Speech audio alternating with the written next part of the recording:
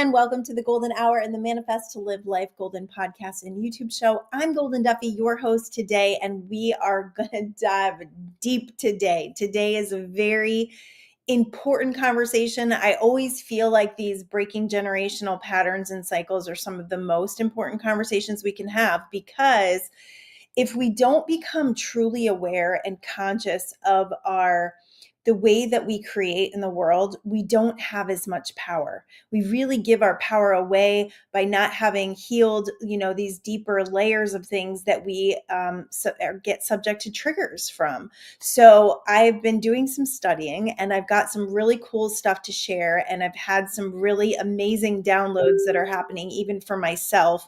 Let me turn that off. Even for myself, that I really feel like are truly helpful as far as, hold on one second. Let me just clear this so we don't hear the beeping. I thought I could do it this way.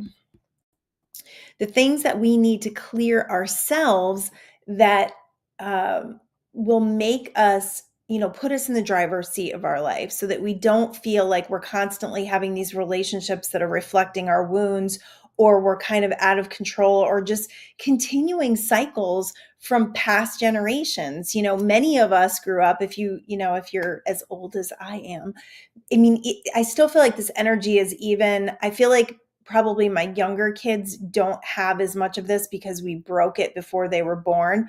But the energy of the depression, if your grandparents went through the depression, if your parents went through the depression, there's going to be that energy of lack and never having enough and having fear around money. So there's all these different ways that we grow up. If you had a certain culture in your family, that you grew up in a certain culture, there's certain belief systems with that culture that may limit you and may hold you down and may keep you from actually expressing yourself in the most powerful way possible. So that's what this conversation, the bottom line of it, really is about: becoming super conscious, super aware, and seeing how you navigate the world based on how you grew up, how you navigated the world in the face of your family, the biological family that you grew up in, or whatever family dynamic that you grew up in. There were things at play, and I'm going to hopefully shed some light on this for you so that you can start to see how you're navigating life now in the consistency of what you experienced when you were a child. Because if you can see that, you can do something about it. If you don't see it, there's nothing you can do about it. If you're living in victimhood, there's nothing you can do about it. It's about seeing it and deciding that you want to change it and create something different from who you are today. So there are different ways that we navigate our family relationship. Everyone on this planet, everyone that you talk to, depending on, there are, I believe, spiritually awakened people. And I do actually believe that I have awakened to a level where I'm not doing as much of this, but there's always another level, which is so interesting, because I feel like I just experienced this new level in the last couple of days where I'm like, holy crap, this is why I do what I do. And this is why, there's been some dynamics with my daughters and how they navigate our family relationships. And I'm really excited because we just decided that we're going to take a trip for Christmas instead of doing Christmas gifts. We're actually not getting together on Christmas this year because my oldest daughter will be in Connecticut with her husband and his family. They really need to be there for their family. They had a really, really unfortunate tragedy this year that they need to be there for their family. So my second daughter does not have my granddaughter on Christmas as well. So that kind of doesn't really work. So we were trying to come up with a way to all get together and make it feel super fun and super, like have a celebration. We haven't actually been on a family trip in a long time. So we are going to be going to St. Croix right after Christmas, January 6th. We're going to be taking all of the fam to St. Croix. So that is, I'm really excited. And I'm not saying this to like brag and say, look at me, I'm going on a vacation. I'm really excited about it because to see how these dynamics are going to change within our family scope, just with me knowing what I know. Just knowing what I know now, because I'm seeing, like, over the past couple of years, I've really witnessed why there's family drama with us and what I am contributing to that family drama and how I can clean that up, becoming awake and conscious to what's happening. Now, you can't necessarily control people, but you can heal and reflect things in a different way, and you can look at each family member differently so that you actually have a different kind of relationship with them, so you're not continuing the same cycles. So I'm excited to do this and to report how it goes, because this whole new level of recognizing these generational cycles and how I have navigated family drama in my biological family and my family that I created is super. It's one of those things, and I'm realizing why I have this insatiable need to go deep and to figure out why things are happening and what I'm contributing, and getting to that, that subconscious level that people say you don't have the ability to access, which I totally believe you do. I think you just need awareness and the willingness to change to access those programs. So as you're growing up, there are these programs that you are being subject to, and there's beliefs and things that you are buying into. What happens is your parents or whoever raised you have a way of manipulating energy that basically contributes to who you become and how you manipulate energy. So there's a bunch of different ways that we do this. One is an intimidator. That's like somebody who is coming at you all the time, yelling at you, and you become fearful. So this is how people manipulate energy and get you to pay attention to them and not pay attention to yourself. That's the manipulation of energy. So how do we do this? So an intimidator is someone who's aggressive, right? They're aggressive, they're in your face, they're yelling at you, maybe they're hitting you.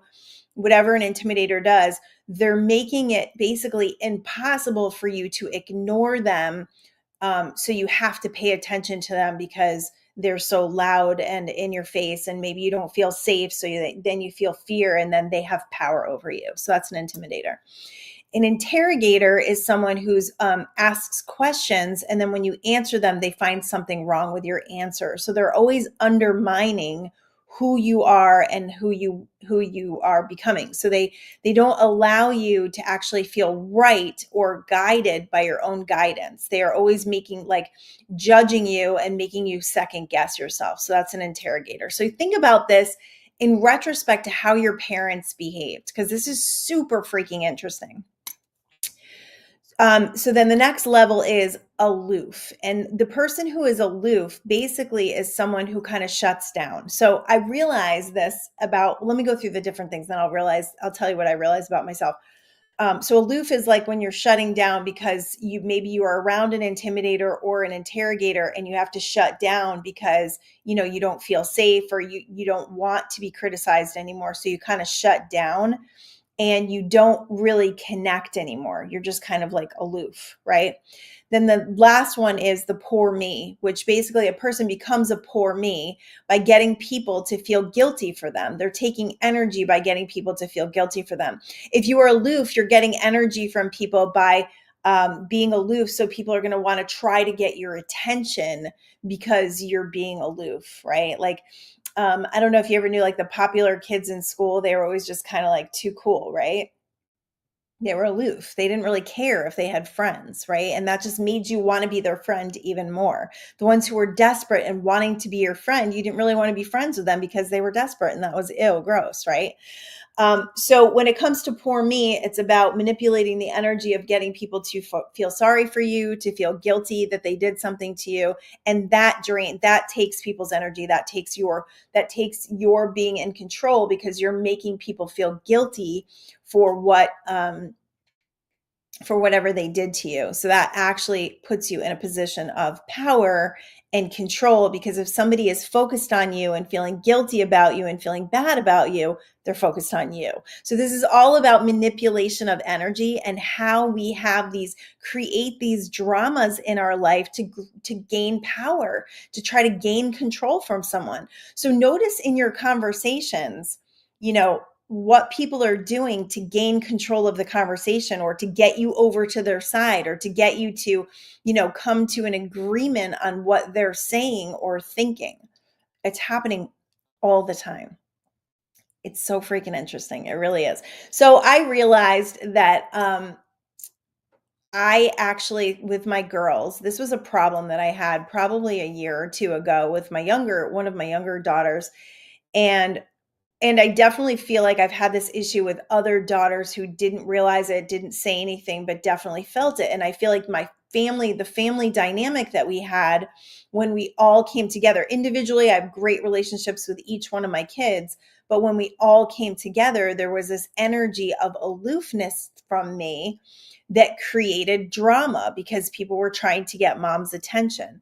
And I realized that definitely came from my mom, not saying anything bad about anybody, because this is just like the control drama of how she navigated her family life and what she came to and what she felt like she needed to do to gain energy or manipulate energy. So most people are totally unconscious to this. So just you listening to this show and becoming conscious to it is another level of awakening. I truly believe that. So I started thinking about it and I was like, my so interesting. Like when I was having emotional times or I was having, a hard time, I just remember my mom kind of shutting down. I just remember her not being super sympathetic. And from what I know about my grandmother, she was the same way, but not towards her grandchildren. So apparently, we didn't really understand who our grandparents were as parents because they were so vastly different as grandparents. So I'm sure they had started their awakening journey and they wanted to become better people. And so they were that for their grandkids. But as far as their children went, it was very different. So when I look at my mother and my grandmother's dynamics, I can see why my mom probably started to become aloof. And that really influenced the way that I grew up. That definitely influenced how I started to navigate the world. So I think sometimes I can definitely be aloof, but I also think I can be an interrogator. So I'm looking at my dynamic in my family and I'm going, wow, I ask a lot of questions. I will do that, especially if my kids have not done something that I want them to do. I will start asking them questions. And I don't know if I make them wrong. I'm going to pay attention to that because I'm not super critical. I grew up with a pretty critical dad, and he was loving and supportive, but he definitely was my biggest critic. So I'm looking at that and I'm going, all right, I don't know if he was an interrogator. I feel like he was an intimidator. Um, so that would also cause me to become more aloof and an interrogator. So there's like this definite control drama that you have that's like significant, but it can change. But there's one that you tend to go to more often. So look at your relationships. I know this might be a little confusing because it's like a new concept, but I've been like really studying this to understand it. So pay attention when you're aloof. Pay attention when you are interrogating somebody or intimidating somebody, or when you're in this poor me, like trying to get attention through drama. I've told you that before. There's an addiction to drama because it makes us feel like we matter. It makes us feel like people are paying attention to us. So as we get more aware to these cycles in our life and the things that we're doing unconsciously, they now become conscious. And now we have the ability to change them. And for me, that's all of it. So, you were brought to your family for a reason, and most of your mission right now, like your purpose right now, a lot of your purpose right now has to do with what your mother didn't do well or your father didn't do well. So things that they were trying to do but they didn't actually accomplish it. So I really started to think about this, and I think I probably need a little more time to meditate on this. But what I realized was, like, if you look at your at your parents' philosophies, a lot of times your mother's philosophy was different than your father's philosophy. I believe my parents' philosophy was the same, and that was just basically to work hard, enjoy life. Like my dad definitely was a hard worker, but he really wanted to enjoy life. He really wanted to escape a lot. And my mom was the same way. They just really wanted to have fun, and they loved creating things. Like they designed a lot of different houses together and they did a lot of things like that. They loved buying things. They loved being kind of free. But as far as like philosophies go, I feel like it was very superficial. There wasn't a lot of depth. We didn't have a lot of intense conversations about our feelings. There was no religion. In fact, my parents, when they got married, my mom was Catholic and my dad was Protestant, and the Catholic priest told my mom's sisters not to be in the wedding. So my mom left the Catholic Church, which I ended up converting to Catholicism later in life, but not because of my mother or my grandmother. It was really because of a priest that I fell in love with and I was searching at the time. And it was a great part of my spiritual journey. But anyways, when it comes to the philosophies of my parents, I think and I believe this is why I'm such a seeker, why I want to go deep, why I want to study science, why I want to study spirituality, why I'm an avid meditator, why there were so many answers. I mean, so many questions that I had unanswered that I have been seeking for since I was a child, because I'm working to create that philosophy for myself because it was not there from them. So look at that, look at your, and then come to this understanding or realization that your journey in your family, that you had a spiritual journey within your family. So you were brought to your family. I truly believe this, and you don't have to believe this, but this really does feel right to me. And I've gotten lots of downloads about it, that we choose our family, that we come in here with contracts with different people, and that we wanted to experience different things with different people. So I really believe that we choose our parents, we choose our biological family. And then what happens from that is part of the expansion and growth that we wanted to experience. In that, knowing that and coming to this like higher perspective of that, what was your role in that family spiritually? What were you intending to get from it? When you look at the dynamics of your mother and your father and your siblings, where was your role in that? And I'm still meditating on that one, because that's a big question, right? If you find that big question out, if you get the answer to that big question, you can fulfill yourself a little easier with your purpose, because it's like, oh, I was not brought to that family to suffer. I was not brought to that family to be abandoned in my 40s. I was not brought to that family to, you know, be powerless or unworthy or, feel unloved or unsupported. Because honestly, when I was growing up, I was very loved and very supported. So looking at those dynamics, what was your role spiritually in that biological family? And now, as you're creating your own family or in relationships, what is your spiritual role in those relationships? This is how we break the generational cycles. This is how we get out of the depression energy. This is how we get out of unworthiness and powerlessness. This is how we rise above that stuff, because we realized that there was a bigger picture.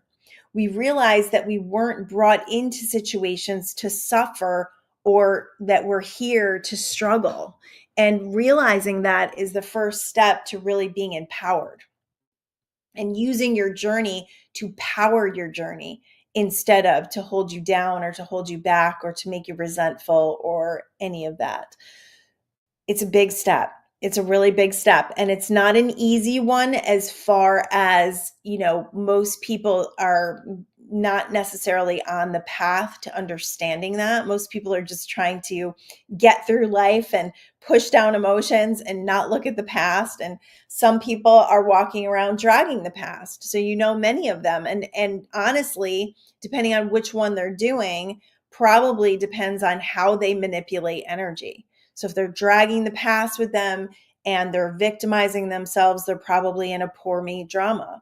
If they're ignoring it and they're pushing it away and they're not looking at it and they're just trying to have as much fun as possible all the time, then they're being aloof. So it's really interesting to look at our lives and to decide that there are these very deep reasons for being here. And I think when we start to get really curious about our spirituality, we start to realize how we navigate relationships, how we manipulate energy, how we're pulling from other people's energy and how they're pulling from our energy, and how we're in this very resistant tug of war that doesn't allow us to be truly happy. It really does create a resistance in us, a tension in us, a stress in us that sets us up for all sorts of things, disease and broken relationships and stressful relationships and worrying and fear and all of this stuff because we don't feel like we can control anything. And the truth is, we are powerless against nothing. We have all the power. We truly can. We can heal from anything that's happened to us. We just have to decide and then take the right steps towards it, but have enough awareness and awakening around the fact of what we grew up with. So ask yourself, what was the dynamics in my relationships? What did my father stand for? What did my mother stand for? And did they try to pull me in different directions? There's that tension, there's that tug of war. Did they try to pull me in different directions so that I wouldn't be able to trust my own guidance? There's a lot of that going on because most of us, I don't know, even if you'd be listening to this if you weren't, were raised by very unconscious people. And that was designed, right? It was designed for us to come into a family, into this world, into an environment where we would have a lot of challenges and a lot of contrast so that we could start to refine who we truly are. But what happens a lot of times is we get lost in that shuffle. We start to not know where we belong. And then we start creating havoc by trying to pull energy and manipulate energy from other people in the most less than optimal ways. So look at what you're doing, look at the way you're navigating your relationships, and ask yourself, am I being a poor me? Am I wanting people to feel sorry for me? I remember being a poor me with my husband. And I will say my husband, I would definitely say is a bit of an intimidator. Definitely. I mean, as he's gotten older, he's definitely awakened, and that's not a huge part of him. But I think in the past, he's definitely been an intimidator. And so I remember being a poor me with him. I remember complaining to him and wanting him to feel sorry for me. And I remember all that. And that was not a great time in our relationship. I mean, it was a step in our relationship, but it wasn't, we weren't a team at that point. We were definitely on opposite sides doing our little control dramas. And I would say we don't really do that anymore. But now that I'm, looking at all this, I'm seeing how I can be very aloof sometimes. And part of my aloofness, I'm realizing, and this is not to give credit to being aloof, but part of my aloofness, I've realized in the last few days after really studying this and really working to understand it, is oftentimes I don't want to give into negativity and I don't want to be a part of negativity. So I'll just become aloof. And that definitely could have been my mom's position as well. It's I don't want to deal with this, right? Do you get like that? I don't want to deal with this. These are problems that I don't want to deal with. So then we just become aloof where we don't really answer people. We kind of I can blank stare, and then nothing really gets solved and there's no connection. So what ends up happening is the person, and this has definitely happened with my daughters, they feel like you don't care. And when people feel like you don't care, they have to control the drama by becoming the poor me. So then they become even more victimized and then they play on your guilt, which I have definitely worked on the guilt thing, because the mother guilt thing is it's pretty intense. And now I'm seeing why that is, because many of us have probably gone through life becoming aloof and navigating and trying to control and manipulate energy that way. And because of that, then our kids start to feel like we don't care about them. And then they start throwing shade at us and they start doing things to make us feel guilty, and which they can't make us feel guilty, but they start reflecting and creating that energy around guilt that we start paying attention to them and we start wanting to do things. I mean, how many times as a mom or as a person have you done things out of guilt or obligation because you feel bad? Please Don't ever do anything because you feel bad. That is never a good energy to do anything from. If you can't feel good about something, don't do it, because feeling bad and doing something has a very negative connotation to it. Like, think about it. It's the signal that you're sending to it. So then what ends up happening is you can never do enough. You can never do enough for somebody who's in a poor me state. You can never fill them up enough because they're always trying to take your energy that way. They're trying to manipulate energy that way. And that's a never ending story, honestly, if people are not conscious and aware. So when we become conscious and aware, the game changes completely, totally, 100%. It changes. It doesn't mean that we're not going to have blind spots. That's one of the things that I've been really working on, but also intending, like calling it in. And just, when I'm in meditation or what some people call prayer, and I'll just say, let me see things for what they truly are. Because what the other thing that happens when you get yourself in situations where you are being manipulated, which has happened to me, especially in business, this has happened to me, where somebody's telling you something and you need to do something and you need to pay a lot of money for it, and you don't you ignore your own guidance and you start listening to them. That's a control drama. Like, I'm starting to see it. I see that. So I don't listen to my own guidance, and then I become manipulated in a way that allows them to have control over me. Fascinating stuff. So look at the way that you're navigating your relationships. And if you're getting yourself in these positions where people are controlling you, you're like, oh crap, I did it again. And I did it recently. It was probably like 6 or 7 months ago with someone.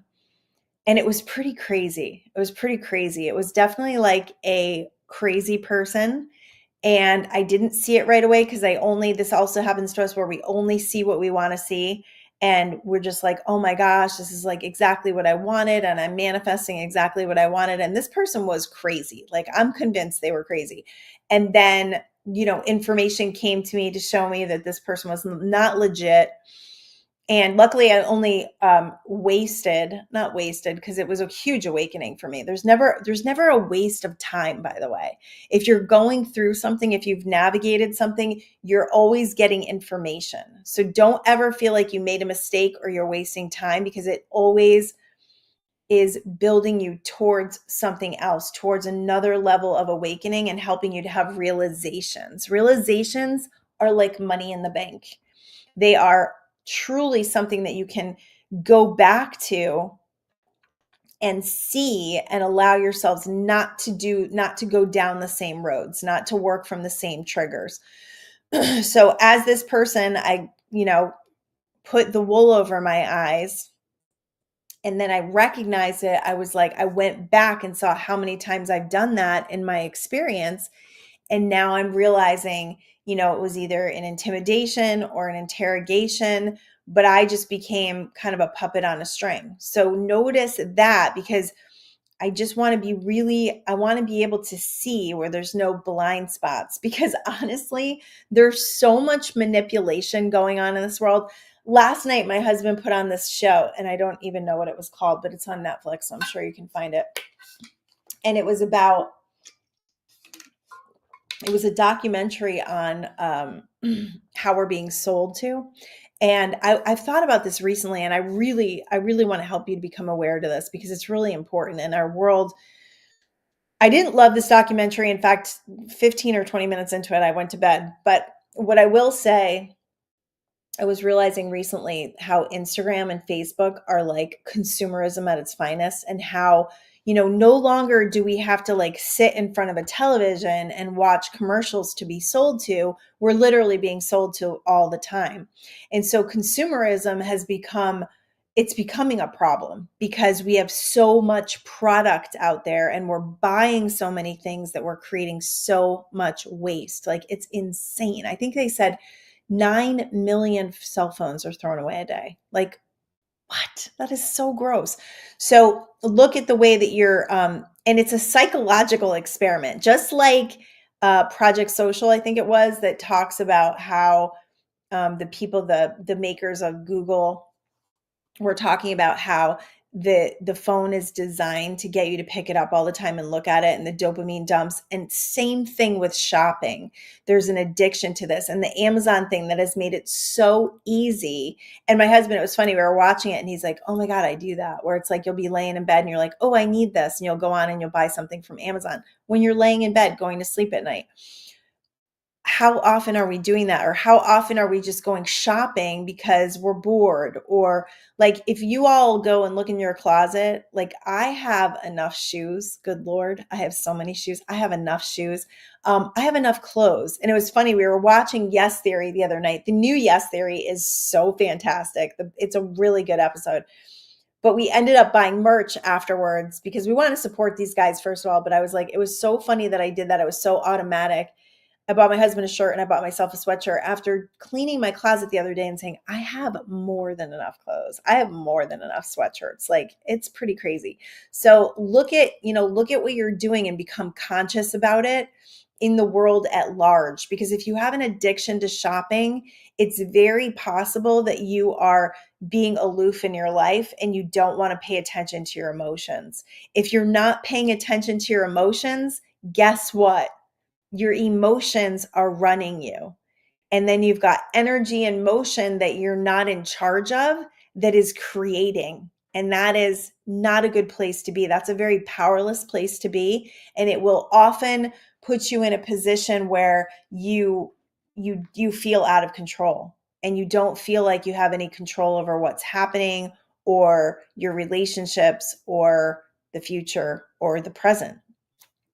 And that's not a fun place to be, because if we don't feel like we have any power and we don't feel like we have any control, then we're in victim mentality, and victim mentality will just create more reasons to feel like a victim, which, in the political landscape, you can feel that way. I mean, in the world at large, you can feel that way, that we're not really in charge, and that can make you feel unsafe and fearful. And my advice there would be to turn off the freaking news, right? Turn it off.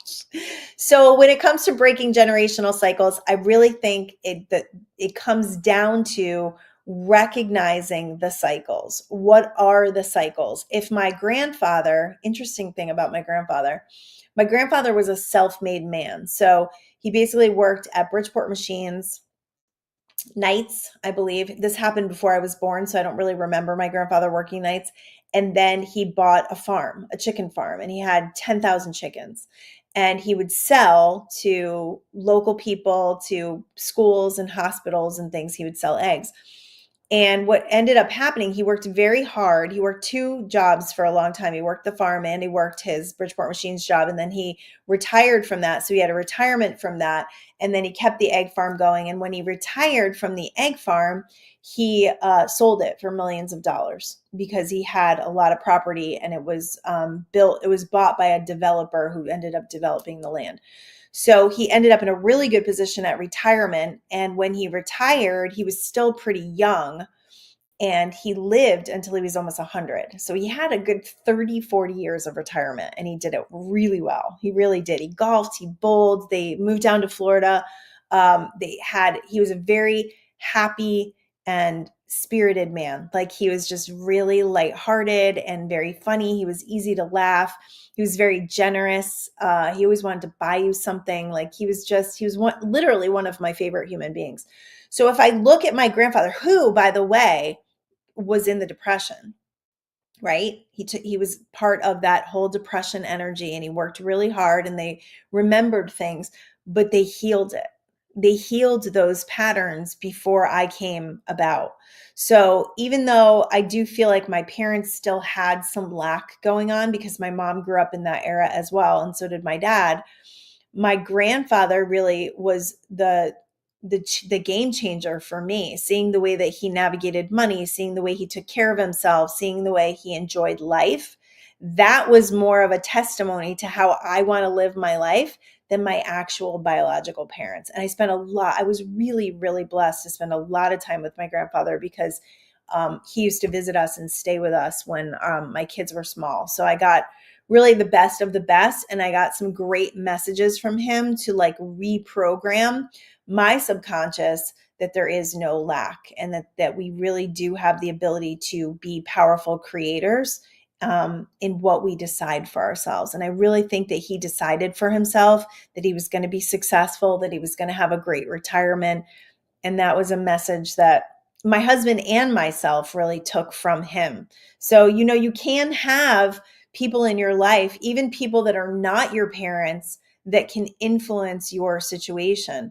But I think the generational cycle breaking began with my grandfather and then continued with us. Even though we did go through our lackful times, those times are what actually catapulted us into digging deeper into our belief systems, into our programs.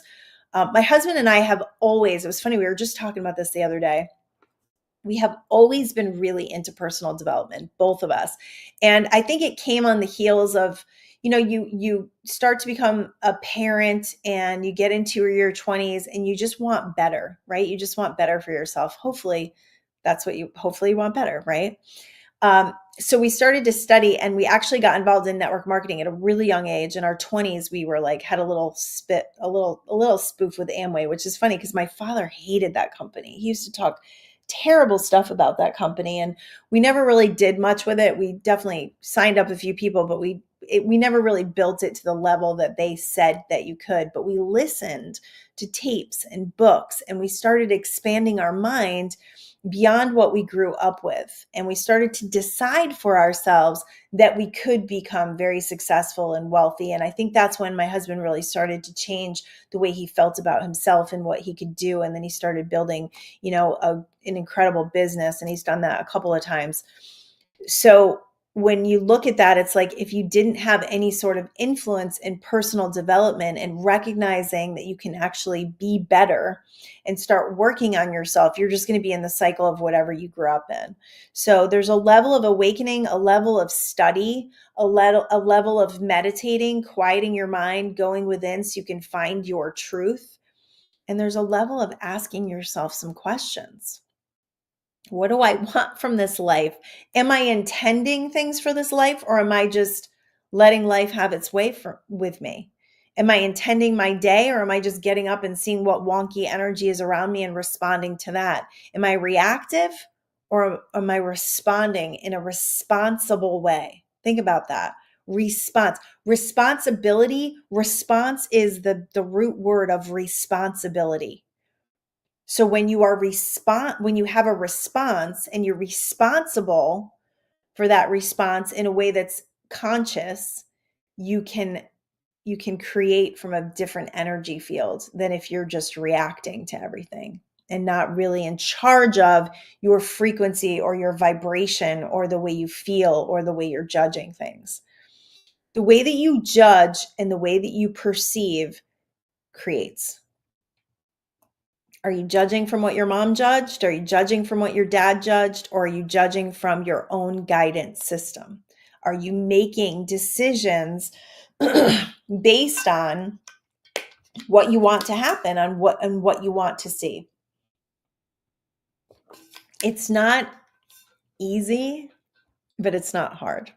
It's not hard. It really isn't. It's really quite simple when you get down to it.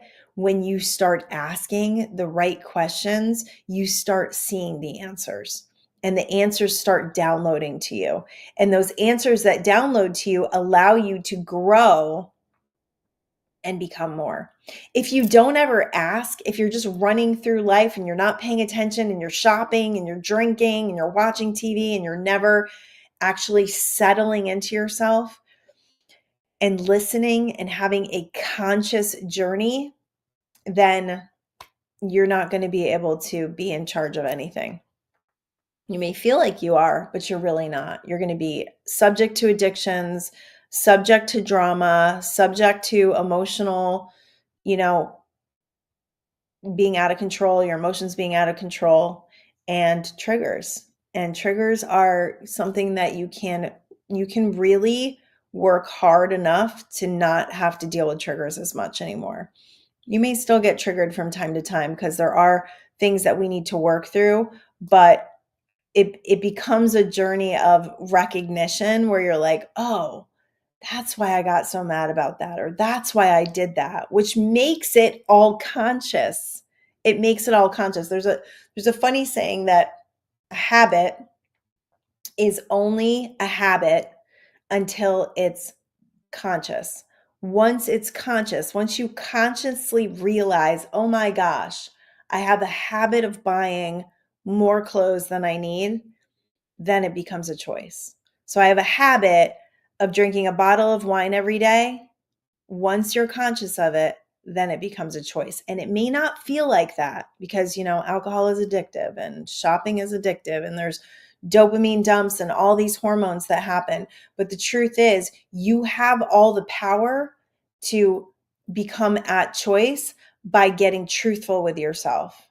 That's something that we really need to do. We need to get honest with ourselves.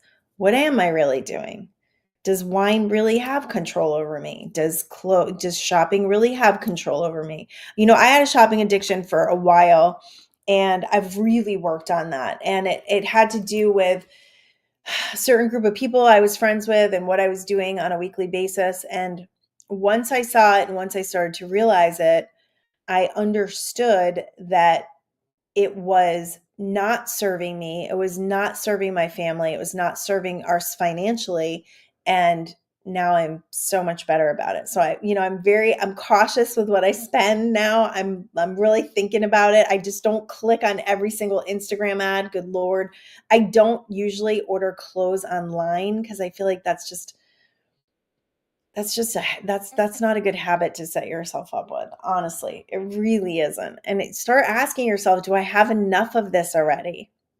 It's one of the things I've been practicing. Like, I have enough clothes. I have enough pillows that, I love to decorate. So do you have enough of something and you keep continuing to buy it and you're just spending your money on it? How many Amazon packages do you get a week? That's a good question. That's probably something nobody's going to be proud of, right? Does Amazon come to your door daily? Almost, right? All right. So getting back to breaking the generational cycles, I'm going to go into a little release work right now because I really feel like if we have these things at our core, if they're in our bodies, if they're in our chakra systems, then we're working against a machine. So we want to get aligned. We want to get clear. We want to release all the energy that doesn't serve us. And we want to have some new awarenesses around this energy so that we can change the dynamics in the families that we're in and the relationships we're in and the way that we navigate the world. Do we need to manipulate energy? If we feel like we need to take energy from people, and if we feel like we need to get attention, and if we feel like we need to manipulate energy, we're not working from our life force. We're working from other people's. We're taking from other people. So if we want to be fully connected to our own life force, to our own energetic connection to the truth, to divine energy, to the soul energy that we came here to be, that's about going within. That's about connecting to a higher field of energy where you know this stuff, where you trust, where you have faith. It's a whole other level of living. So if you're not there yet, don't worry, you're totally on your way. All right, so let's just, if you're driving, pause this for later. If you're here with me now, then be here with me now and take a nice deep breath and let it out. Take another deep breath and let it out. And on this deep breath, I want you to hold it for a few seconds. So bring it up. And you're going to squeeze from the bottom of your body, squeeze your belly in, squeeze your chest, and just bring the energy all the way in. Shrink your lungs, bring your neck back, and just squeeze and hold, hold, hold. And then let it out. And let it out fully. Let all the air out of your lungs. Let's do that one more time. Breathing in, I want you to squeeze up from the bottom of your body. So squeezing your butt, just squeezing your belly. And just bringing the air all the way up and pushing it up against this third eye, pushing, pushing, pushing, allowing that spinal fluid to run its course through the top of your head, coming all the way back down. We breathe it out and we breathe it out fully. It's a great exercise to quiet the mind, to get you into a meditative state. So let's see what's going on. So we ask divine energy, angelic energy, and all of our non-physical counterparts. So if you have passed away loved ones or parents or generations, we just ask, we ask all of our ancestors to come together with us now, to empower us, to allow us to release these energetic connections, to allow us to break these generational energies, to bring us to a place where we can fully thrive and live from an awakened space, where we can bring in and encourage instead of manipulate. We can encourage the energy field in our favor.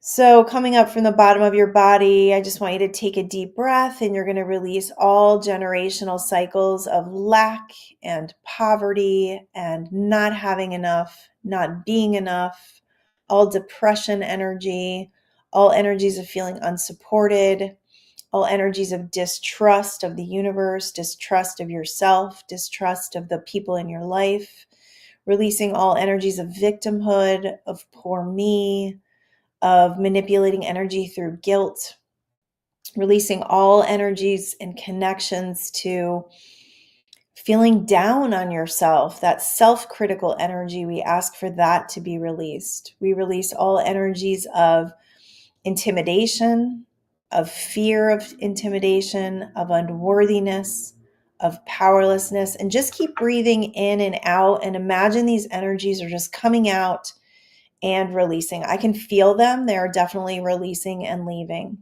And then coming into your abdomen, we release all energies of low self-esteem, low self-confidence. Those are all energies of poor me or aloofness. So we ask for all the aloofness energy and all the powerless energy and poor me energy. All the victim energy leaves that abdomen area. And whenever you're in energies of low self-esteem or low self-confidence, it's because you spent time with an intimidator. So it was somebody who made you second guess yourself, made you distrust yourself, made you feel like you were always wrong. So take the energy of always feeling wrong or being scared. Ooh, this is a big one.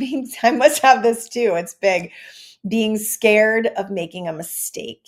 Yeah, release that. Being scared of looking stupid, being ashamed, being embarrassed, shying away, shutting down. Yeah, release all of those. Ooh, those do not serve us as a society, as a nation, as a community, as a collective.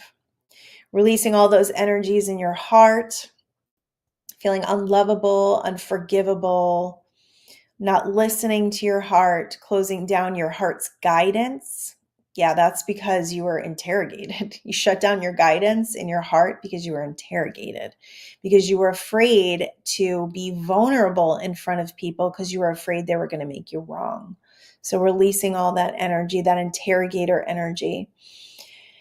And anything that causes you to be an interrogator. So anything that causes you to be super critical of people, super judgmental, and perceiving others as wrong. This causes huge dysfunction in your relationships.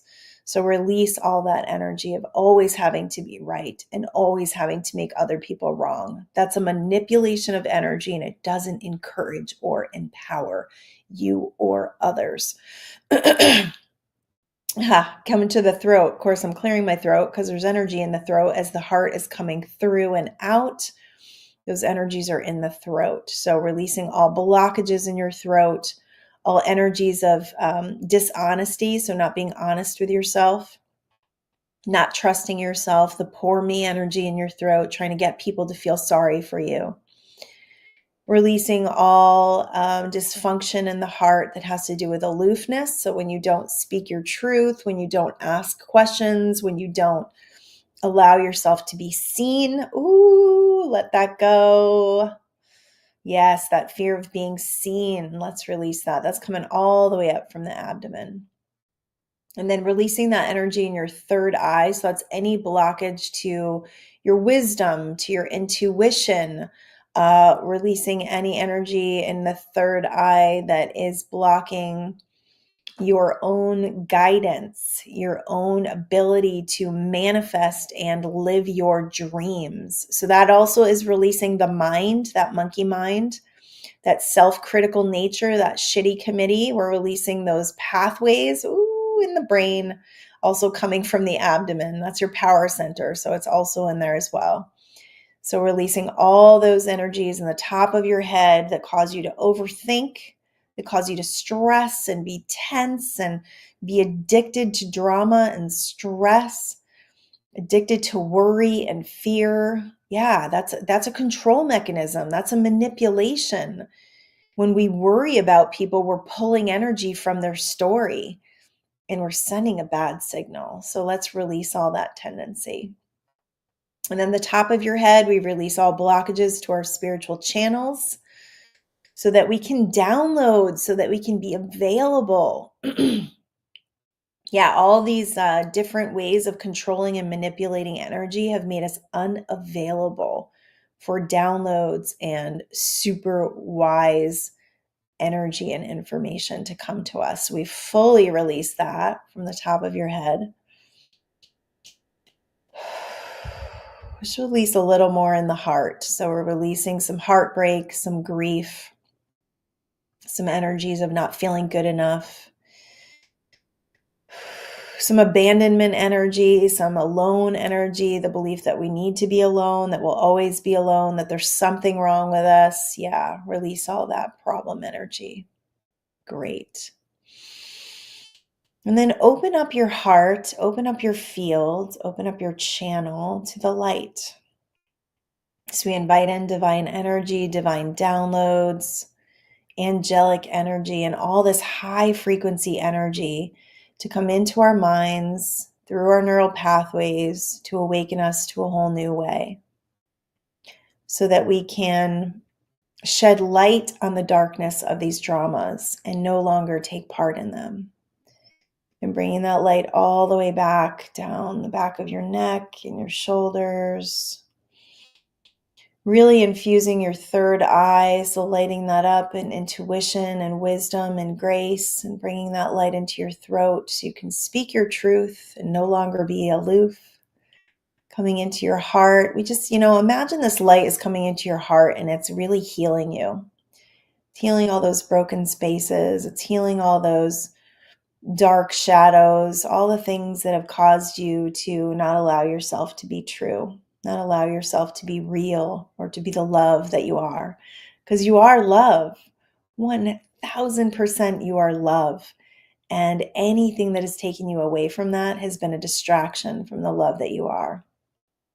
And it's great because when you come back fully to the love that you are, it's going to feel even better. It's going to feel even more empowering. It's going to feel even more blissful. And then bringing that light into the center of your body, activating that power center of truth, of knowing, of trust, of no longer being in survival mode, but fully connecting to the trust and faith of where you are in true support, in true validation of your desires being realized in the physical. Yeah, allowing yourself to visualize, to vision, to see, to allow yourself to see, to allow yourself to intend, to allow yourself to live consciously. And bringing that light into your legs and all the way down into your feet, to the bottom of your feet, imagining there's roots or cords, and seeing it go down through the floor of your house, going all the way down into the earth, wrapping itself around the core center of the earth, that crystal center of the earth, and then drawing that earth energy back up, all the way up and out the top of your head and tethering you to this earthly plane through a spiritual channel, allowing you to be grounded in your spirituality and to be grounded in your truth of this beautiful journey you call life. So just breathe that in and let it be part of your cellular structure. Once again, upgrading your DNA, upgrading who you are, who you know yourself to be, so that you can live more truth and you can live more freedom and you can live more of a beautiful story here that allows your adventure to unfold in a powerful, powerful way, in a way that really grasps that we are here for great purpose, that we are here to have a really good time, that it's not just about, working hard and paying your bills, that we really are here to enjoy and to connect and to love the life we are in. Opening your eyes to the beauty, to nature, to a sunrise, to a sunset, to the sun on your face. Lately, I've been going outside a few times a day and just letting the sun be on my face because it feels so good and it's so necessary to stay grounded and to, get ourselves off these electronics and this monkey, this hamster wheel of being manipulated, of our energy being manipulated. So, all right, you guys, that is my show for today. Thank you so much for being here. This was a big one. This was a really big show. So I hope that you really enjoyed it. And I hope and always send you the most powerful and empowered energy to navigate this life experience where you're really having a thrill with it. You're really having a good time with it, and you're not in a lot of suffering, because we can move past that. A lot of the suffering is an addiction as well, and it can be a type of manipulation. And so we want to become conscious to those little dramas that we have been playing. All right. I love y'all. Peace out.